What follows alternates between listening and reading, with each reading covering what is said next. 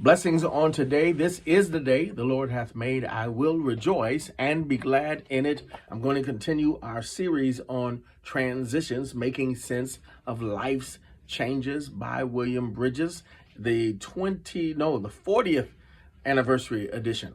I'm going to read chapter 3, relationships and transition. It takes a long time to be really married. One marries many times at many levels within a marriage.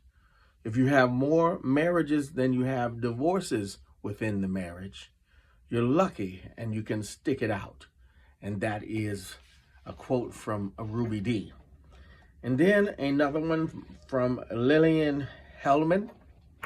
People change and forget to tell each other. Relationships and transition.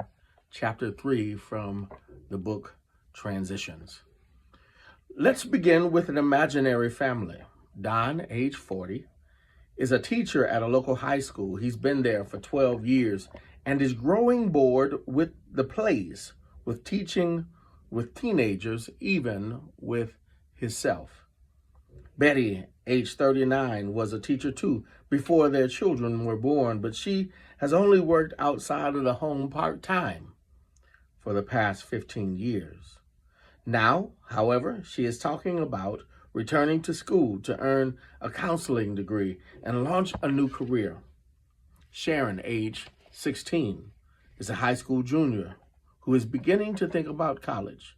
She is very bright and socially active, but so busy it seems she sometimes comes home only to change clothes and to sleep.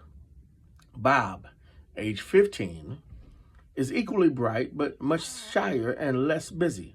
He's a whiz at math and science and talks about a career in electrical engineering or aircraft design. This is the stereotypical happy, successful family in many ways, especially when portrayed in this snapshot fashion. But they are really people in motion, and the snapshot cannot show that.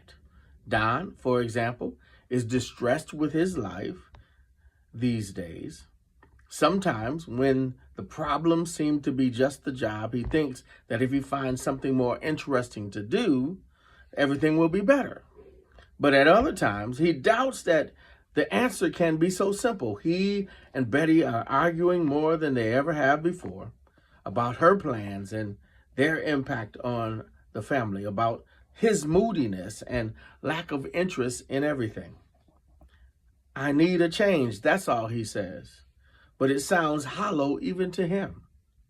In fact, his life has come to a standstill. He feels empty and lost. He looks at Betty across the table or the bed covers and tries to remember the old attraction he felt for her. A nice person, certainly, quick and warm. How can he not find her attractive? Other men do. He noticed that at a party the other night, not that she was leading them on, just that all evening she was talking to men, and he could see that they found her attractive. So why didn't he? After the party, they had come home and made love. Still excited about the evening, Betty was alive and responsive, and that turned him on. But only initially. After a little while, he lost his erection, and they had to stop. This made Betty angry, and she wanted to know what was wrong.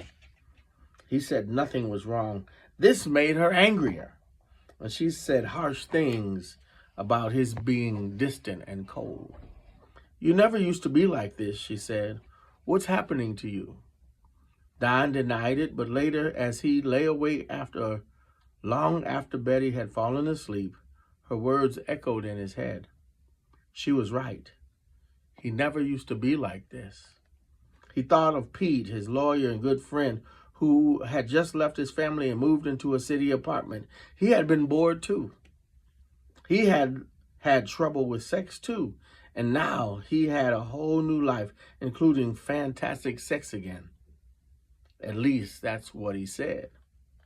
Maybe marriages have only so much shelf life. Maybe they're only made to go 100,000 miles, or maybe you're supposed to get a new one every 15 years. Perhaps there's just some natural endpoint to built into relationships. Maybe it's only fear and guilt that holds you in place after you come to an endpoint. Dilemmas like these can plague younger couples too. Don and Betty's marriage has seen such dilemmas 10 or 12 years earlier, but at that time, things hadn't seemed so serious. They had been married only 5 or 6 years. The kids were young, and Don was just about to move to his present job. He remembered feeling dissatisfied then too. Betty had not been very responsive sexually, and they had never seemed to go anywhere or do anything interesting. But the job at the new school had come to his rescue. Betty and the kids liked the new house, and everything seemed to have blown over. They were so busy and involved that their underlying responses to the earlier transition were never even put into words. But now, would it blow over?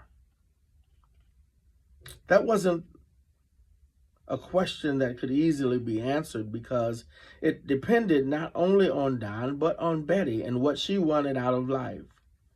When they had moved into their house, she had been tied down by 2 little kids. The other adult I see all day, she used to say to Don. Our other trapped mothers, retired people, and the clerks at Safeway, you get to see the world. Although she was often unhappy then, she saw no alternative.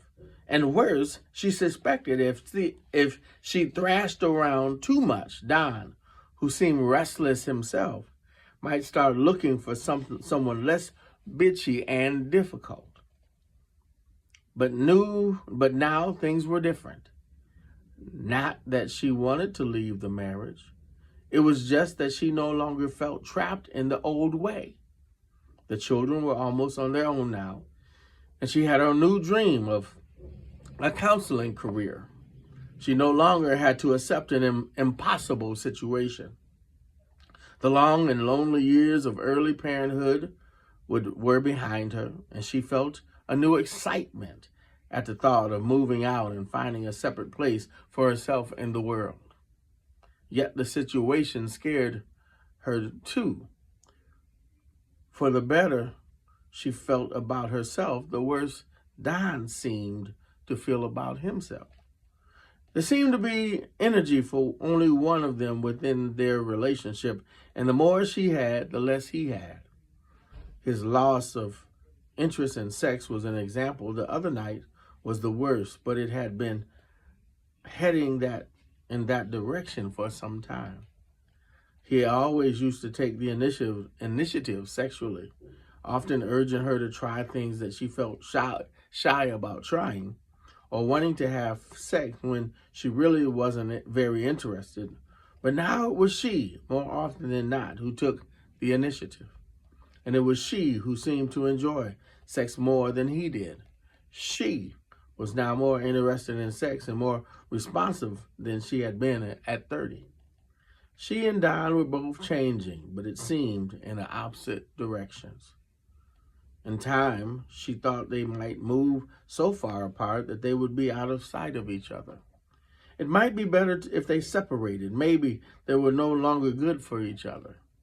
Certainly, he was a drain on her energy, for he often felt like a dead weight that she had to lug around, like the other night of the party. Out of the corner of her eye, she saw him looking at her all night long as she talked and laughed with others. It was worse than when she talked with men and felt enlivened by their interest in her. This was fun. That was fun. And she had to admit that it made her realize that if she ever did leave Don, she needn't resign herself to an isolation and celibacy. But the sexual thing was really secondary, she thought. The primary thing was her new sense of purpose and the readiness she felt to meet the world head on. She was ready to do things, and she hadn't felt that way since graduating from college. The only problem was, could she continue to feel this way around Don? Would she have to choose between checking her own momentum and leaving him behind? She could suggest, and not for the first time, that he see a psychotherapist, but he would just say, "That's your old counselor number again, Betty. I'll handle this my way." Will all of this blow over? Or might she have to do something?